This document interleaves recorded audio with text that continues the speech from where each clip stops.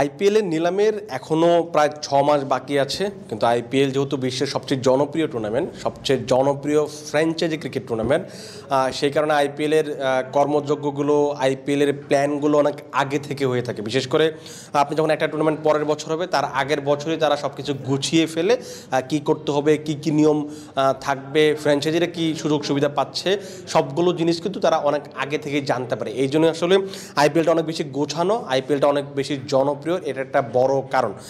IPL যেটা বললাম যে আইপিএল যদি এখনো 6 মাস বাকি আছে নিলামের, কিন্তু নিলাম নিয়ে কিন্তু এখনই আলোচনা শুরু হয়ে গেছে। খুব সম্ভবত আইপিএল চলাকালীন আমরা একটা ভিডিও বানিয়েছিলাম সেই রিটেনশন পদ্ধতি নিয়ে, যেখানে আপনাদের জানানোর চেষ্টা করেছিলাম যে মেগা নিলামে কী ধরনের রিটেনশন পদ্ধতি থাকতে পারে, ফ্র্যাঞ্চাইজিরা কী ভাবছে, সেটা আপনাদের জানানোর চেষ্টা করেছিলাম। সেখান থেকে প্রায় এখন হয়তো 2 মাস বা 1 মাস পর আরও একবার ওই একই টপিক নিয়ে ভিডিও বানাচ্ছি। আপনি হয়তো বলতে পারেন যে একই টপিক নিয়ে কেন দুবার ভিডিও বানাচ্ছি। এটা একটা বড় কারণ হচ্ছে যে নতুন করে কিছু নতুন তথ্য এসেছে। আমার কাছে মনে হচ্ছে যে এই তথ্যগুলো আপনাদের জানানো উচিত। তাহলে তো যারা আইপিএল নিয়ে খুব বেশি উদ্গ্রীব হয়ে থাকেন, আগ্রহী থাকেন, আইপিএল আসলে সবারই খুব পছন্দের, কারণ এই টুর্নামেন্টটাতে যে মানে ক্রিকেটের যে আমেজটা পাওয়া যায়, টি-20 ক্রিকেটের যে আপনি যে আনন্দটা, এন্টারটেনমেন্টটা পেতে চান, সেটা পুরোটাই আইপিএলে পাওয়া যায়। তো সেক্ষেত্রে আমার কাছে মনে হচ্ছে আরও একবার তাদের একটু মনে করিয়ে দেওয়া উচিত, নতুন তথ্যটা জানানো উচিত। সেই নতুন তথ্যটা কী? আইপিএলের যে ফ্র্যাঞ্চাইজিরা আছে তাদের একটা মিটিং হওয়ার কথা ছিল, কিন্তু সেটা এখনই হচ্ছে না। কারণ হচ্ছে তাদের অনেকেরই ফ্যামিলি ইস্যুস আছে, পার্সোনাল ইস্যুসের কারণে এখনই একত্রিত হতে পারে। যেহেতু 10টা ফ্র্যাঞ্চাইজি, আপনি আসলে কাউকে বাদ দিয়ে মিটিং করতে পেতে পারবেন না। এটা তার বিপিএল না। যেমন গত বছর নাফিসা কামাল বলেছিলেন যে আমাদেরকে বলাই হয় না, আমাদের সঙ্গে আলোচনাই করা হয় না। অ্যান্ড আইপিএলের ব্যাপারটা তো এরকম না। আইপিএলে যখন কোনো সিদ্ধান্ত নেওয়া হয়, কোনো কিছু করা হয়, তখন আপনি 10টা ফ্র্যাঞ্চাইজিকে ডাকতে বাধ্য, তাদের সঙ্গে আলোচনা করতে বাধ্য, কথা বলতে বাধ্য, যেটা বিপিএলে হয়তো এরকম হয় না, যেটা অভিযোগ করেছিলেন নাফিসা কামাল নিজে। তো যেটা হচ্ছে যে তাদের যদি পার্সোনাল ইস্যুস আছে, ফ্যামিলি ইস্যুস আছে। একমাত্র ওয়ালটন এসি দিচ্ছে 1 বছরের রিপ্লেসমেন্ট গ্যারান্টি এবং কম্প্রেসারের 10 বছরের গ্যারান্টি। সেই কারণে এখনই হচ্ছে না।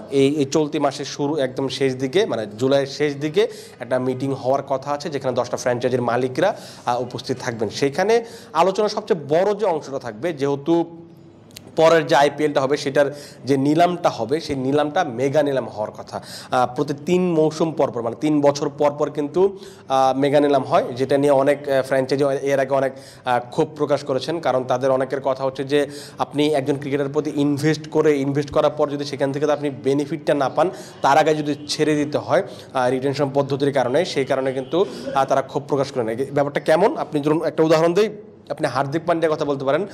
2015 কিংবা 16 এই সময়টাতে তিনি মুম্বাইয়ের হয়ে তার অভিষেক হয়, প্রথমবার লাইমলাইটে আসেন হার্দিক পান্ডিয়া। তারপর কিন্তু এখন বিশ্বের অন্যতম সেরা পেস বোলিং অলরাউন্ডার হয়েছেন। এই যে সবশেষ যে বিশ্বকাপটা, টি-20 বিশ্বকাপ হলো, সেখানেও ফাইনালে তিনি ম্যাচ জিতে সবচেয়ে বড় ভূমিকা রেখেছিলেন হেনরিক ক্লাসেন, ডেভিড মিলারের উইকেট নিয়ে। এই পুরো টুর্নামেন্ট জুড়ে তিনি 150-এর বেশি স্ট্রাইকে ব্যাটিং করেছেন, 144 রান করেছেন, উইকেট নিয়েছেন 11টা। তো এইরকম একজন ক্রিকেটার যখন আপনি প্রডিউস করবেন, তৈরি করবেন, তখন যখন আপনাকে ছেড়ে দিতে হবে, তখন কিন্তু ফ্র্যাঞ্চাইজিদের জন্য হতাশার। যেমন 3 মৌসুম আগে তারা রিটেনশন পদ্ধতির কারণে, যেহেতু আপনি 4 জনের বেশি কাউকে রাখতে পারবেন না, তখন তারা এই হার্দিক পান্ডিয়াকে রাখতে পারেন, তখন তিনি গুজরাটে চলে গিয়েছিলেন। তো এই যে ইনভেস্ট করলেন, তাকে আপনি পুরোপুরি ব্যবহার করতে পারেন না, এটা ফ্র্যাঞ্চাইজির জন্য লস। এটা তারা যখন বুঝতে পারে, তখন তারা বলেছিলেন যে অনেকে যে মেগা নিলামেরই দরকার নেই, মেগা নিলাম যদি হয়ও সেক্ষেত্রে অন্তত 10 বছর পর হয়। এইটা কিন্তু শেষ পর্যন্ত টিকেনি।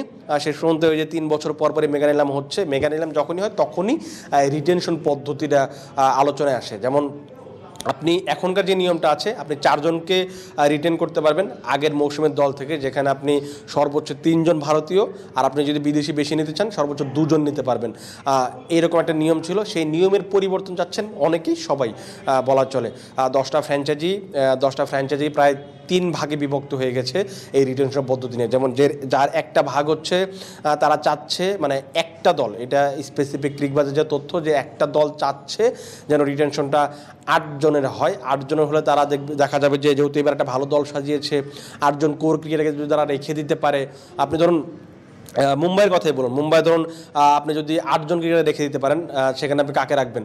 ঈশান কিষান, রোহিত শর্মা, হার্দিক পান্ডিয়া, তিলক ভার্মা, আপনি হয়তো জসপ্রীত বুমরা, তারপরে আপনি ডেওয়াল ব্রেভিস, এই যে কোর ক্রিকেটাররা তাদেরকে আপনি রেখে দিতে পারবেন, কারণ তখন আপনার জন্য পরের মৌসুমে দল সাজানো সহজ হবে। কারণ আপনি জানেন আপনার দলের একাদশের প্রায় 8 থেকে 10 জন ক্রিকেটার একেবারে মোটামুটি ফিক্সড ক্রিকেটাররা আছেন, তাই আপনার দলের সাথে খুব বেশি বেগ পেতে হবে না। খুব সম্ভবত বড় দলগুলোর কেউ এরকম একটা বলার চেষ্টা করেছে যে 8টা রিটেনশন যেন থাকে, যেখানে আরও একটা অংশ আছে, আরও একটা ভাগ আছে যারা হচ্ছে চাচ্ছে 4টা না, মানে 4টা যে বর্তমান নিয়ম আছে সেটা যেন না থাকে, অন্তত সেখান থেকে একটু বাড়িয়ে নেওয়া হয়। যেমন ধরেন 5 থেকে 7টা করা হলো, 5টাও করা যেতে পারে, 6টা করা যেতে পারে, কিংবা 7টাও করা যেতে পারে। অনেক মানে বেশ কয়েকটা ফ্র্যাঞ্চাইজি এই আবেদন করেছেন বা দাবি করেছেন যে এই এরকম যদি করা যায় কিনা। আরও একটা ভাগ যারা করেছে যে তাদের কথা হচ্ছে যে ইয়েরই দরকার নেই, কি যেন বলে রিটেনশনেরই দরকার নেই, আপনারা শুধু রাইট টু ম্যাচ অপশন চালু করেন তাই হবে। রিটেনশন দরকার নেই, এটাতে একটা বড় প্রভাব পড়বে টুর্নামেন্টের। আইপিএলের এখন যে জনপ্রিয়তা আপনি দেখবেন প্রত্যেকটা ম্যাচে যখন আপনি খেলা দেখবেন, যখন হোম গ্রাউন্ডে খেলা হয় তখন দেখবেন তাদের যে দর্শক, সেটা কিন্তু শুধু যে দলের জনপ্রিয়তা, শুধু যে দলের জন্য তারা আসে, আমার স্টেটের খেলা সেটার জন্য যে শুধু আসে, ব্যাপারটা কিন্তু এরকম না। এখানে ক্রিকেটার অনেক বড় মানে ফেস হিসেবে কাজ করা। আপনি যেমন চেন্নাই সুপার কিংসের কথা বলতে পারেন, চেন্নাই সুপার কিংসে যারা খেলা দিতে আসে, আপনি দেখবেন চেন্নাই সুপার কিংস যেখানেই খেলতে যায় সেখানেই দেখবেন যে হলুদ জার্সি পরা সমর্থকরা এসেছেন। কিন্তু এর কারণ কি? সবচেয়ে বড় কারণটা হচ্ছে মহেন্দ্র সিংয়ের জনপ্রিয়তা। মহেন্দ্র সিং ধোনি, তাকে দেখেই প্রায় সবাই চেন্নাই খেলা দেখতে আসেন। চেন্নাইয়ের অবশ্যই একটা লেগেসি তৈরি হয়েছে, সেটা একটা বড় কারণ অবশ্যই মহেন্দ্র সিংয়ের। আপনি রয়্যাল চ্যালেঞ্জার্স ব্যাঙ্গালোরের কথা বলুন, রয়্যাল চ্যালেঞ্জার্স এখনকার যারা ফ্যান আছেন তারা বেশিরভাগই বিরাট কোহলির জন্য রয়্যাল চ্যালেঞ্জার্স ব্যাঙ্গালোর সমর্থন করেন। হ্যাঁ, অনেকে আছে তারা কিনা ব্যাঙ্গালোরে থাকেন, তাদের নিজের শহরকে তারা সমর্থন করেন, কিন্তু ব্যাঙ্গালোর শহরের বাইরে যারা সমর্থন করেন তারা তো কেবলমাত্র বিরাট কোহলিকে দেখেই সমর্থন করেন। এখন যদি এমন হয় যে আপনি রিটেনশন পদ্ধতি থাকলো না, তখন কিন্তু এমন হতে পারে যে বিরাট কোহলি ব্যাঙ্গালোরে খেলছেন না, তিনি মুম্বাইয়ে খেলছেন, হয়তো চেন্নাইয়ে খেলছেন। আর তখন পরিস্থিতিটা কী হবে?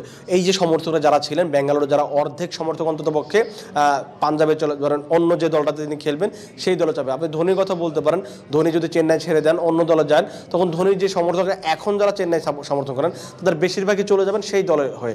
তাহলে কী হবে? এই ফ্র্যাঞ্চাইজিগুলোর ভ্যালু কমে যাবে। সেই ভ্যালুটা তো অবশ্যই কোনো ফ্র্যাঞ্চাইজি চাইবে না যে আমার ফ্র্যাঞ্চাইজি ভ্যালু কমে যাক। এই কারণে মনে হয় না যে এই যে যারা চেয়েছেন যে রিটেনশন পদ্ধতি না থাকুক, এইটা খুব সম্ভবত কার্যকর হবে না। কিন্তু তারা একটা দাবি তুলেছেন যে এটা করা যেতে পারে যে right two match option, RTM, এটা রাখা যেতে পারে। এই জিনিসটা আসলে কি? রাইট টু ম্যাচ অপশনটা হচ্ছে যে ধরুন আপনি একজন ক্রিকেটারকে নিলামে তোলা হয়েছে, কোনো একটা দল কিনে নিয়েছে, আপনার যদি মনে হয় যে ধরুন একজন ক্রিকেটারকে 5 কোটি টাকাতে কিনে নেওয়া হয়েছে, ধরুন এটার নাম আপনি গ্ল্যান ম্যাক্সওয়েলের কথা বলতে পারেন, গ্ল্যান ম্যাক্সওয়েলকে আপনি 5 কোটি টাকায় কিনে নেওয়া হয়েছে। এখন যেহেতু গ্ল্যান ম্যাক্সওয়েল গত মৌসুমে ব্যাঙ্গালুরু হয়ে খেলেছে, এখন ব্যাঙ্গালুরুর মালিক যারা থাকবেন নিলামে তারা যদি মনে করেন যে 5 কোটি টাকাতে ঠিক আছে আমরা ম্যাক্সওয়েলকে নিতে পারি, তখন তারা এই রাইট টু ম্যাচ অপশনটা ব্যবহার করতে পারবেন। তখন এই অপশনটা ব্যবহার করে 5 কোটি টাকাতে গ্ল্যান ম্যাক্সওয়েলকে নিতে পারবেন। এটা আইপিএল এর আগেও ব্যবহৃত হচ্ছে, মাঝে কয়েক বছর ব্যবহৃত হচ্ছে না। 2018 সালে আমরা দেখেছি শিখর ধাওয়ান, 17 সালে তিনি শিখর ধাওয়ান খুব সম্ভবত হায়দ্রাবাদের হয়ে খেলেছিলেন। 18 মৌসুমের সময় তাকে রাইট টু ম্যাচ অপশন ব্যবহার করে নেওয়া হয়েছিল। ওই সময় ডোয়াইন ব্রাভো, কাইরন পোলার্ড তাদেরকে মুম্বাই নিয়েছিল রাইট টু ম্যাচ অপশন ব্যবহার করে। তো এইটা করা যেতে পারে, এটা আমরা পিএসএলে দেখি, আরও বেশ কয়েকটা টুর্নামেন্ট দেখি, আপনি দ্য 100-এ খুব সম্ভবত আছে, বিগ ব্যাশেও এরকম দেখা যায়। সো সেটা হয়তো আইপিএলে যোগ করতে পারে। আর একটা জিনিস হচ্ছে যে ইম্প্যাক্ট রুল, মানে ইম্প্যাক্ট সাপ, এইটা নিয়ে অনেক বেশি কথা হচ্ছে। ধোনি, বিরাট কোহলি কথা বলেছেন, রোহিত শর্মা কথা বলেছেন, তারা এই নিয়মের পক্ষে ছিলেন না, তারা এই নিয়মের পক্ষে ছিলেন না বললেই চলে। কিন্তু এই নিয়মটা খুব সম্ভবত থেকে যাচ্ছে। তার একটা বড় কারণ হচ্ছে যারা মিডিয়া রাইটস হোল্ডার আছে তারা এই নিয়মটা চাচ্ছেন, যাতে করে, কারণ এই নিয়মটা থাকার ফলে কী হচ্ছে যে উইকেটে মানে ম্যাচে বেশি রান হচ্ছে, বেশি উত্তেজনা সৃষ্টি হচ্ছে, মানুষের ক্রাউডটা বাড়ছে, মানুষ উপভোগ করছে, এইটা তাদের বিজনেসে অনেক বেশি হেল্প করছে। তারা চাচ্ছেন যে এই নিয়মটা যেন থেকে যায়। বিসিসিআই বা আইপিএল যে গভর্নিং কমিটি আছে তারাও হয়তো এটা রেখেই দিবেন খুব সম্ভবত। আর একটা জিনিস হচ্ছে যে আইপিএলে আরও একটা জিনিস বাড়ানো হচ্ছে, সেটা হচ্ছে স্যালারি ক্যাপ। আমরা এতদিন জানতাম যে আপনি যখন নিলামে দল সাজাবেন, দল ক্রিকেটার কিনবেন, আপনি সর্বোচ্চ 100 কোটি রুপি খরচ করতে পারবেন। সেইটা আবার খুব সম্ভবত বেড়ে যাচ্ছে, আপনি এটা হতে পারে 110 কোটি রুপি কিংবা 120 কোটি রুপি, খুব সম্ভবত 120 কোটি রুপিকে করা হচ্ছে। এইটা হলে কিন্তু আপনি আরও বেশি দামে ক্রিকেটার কিনতে পারবেন, আপনি বড় বড় ক্রিকেটার আপনার দলে ফেরাতে পারবেন। কারণ ধরেন গত মৌসুমে যেমন দেখেছি যে প্যাট কামিন্স, মিচেল স্টার্কের 20 কোটি টাকার উপরে করে পেয়েছেন। এমন যদি হয় যে আপনি 120 কোটি টাকার দল কিনতে পারছেন, তখন কারো কারো দাম হয়তো 30 কোটি রুপিও হতে পারে। আইপিএলের এই ইতিহাসগুলো ভেঙে দিতে পারে। দেখা যাক, এখন যেহেতু এই মাসের শেষ দিকে একটা মিটিং বসবে, তখন হয়তো অনেক অফিসিয়াল ঘোষণায় আমরা পাবো। অফিসিয়ালস যখন পাবো, অফিসিয়াল তথ্য পাবো, তখন অবশ্যই আপনাদের জানানোর চেষ্টা করব।